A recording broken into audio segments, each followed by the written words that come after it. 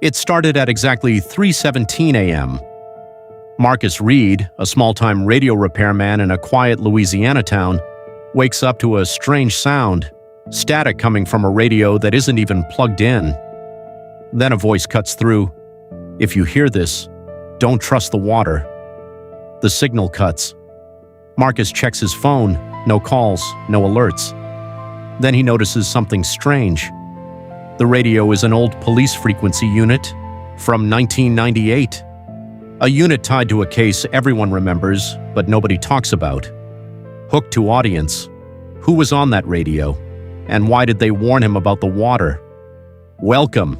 Get ready to dive into a mystery that will keep you guessing.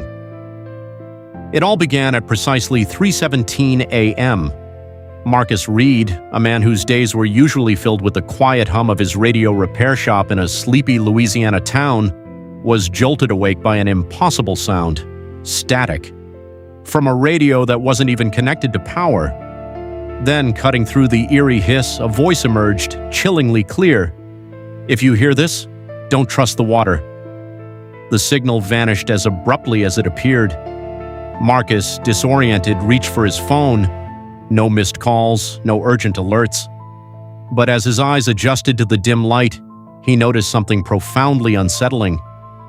The source of the phantom broadcast wasn't just any old radio. It was an antique police frequency unit, a relic from 1998.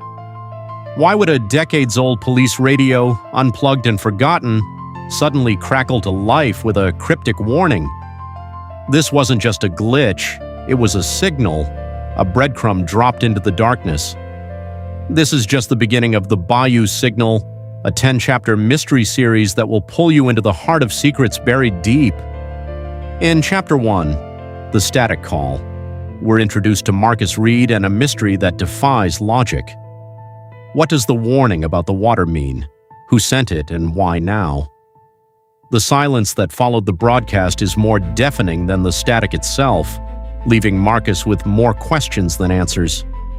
He's a man of simple routines, but this event shatters his quiet existence, forcing him to confront a reality far stranger than he could have imagined. The old police radio, a silent witness to past events, has suddenly become the key to an unfolding enigma.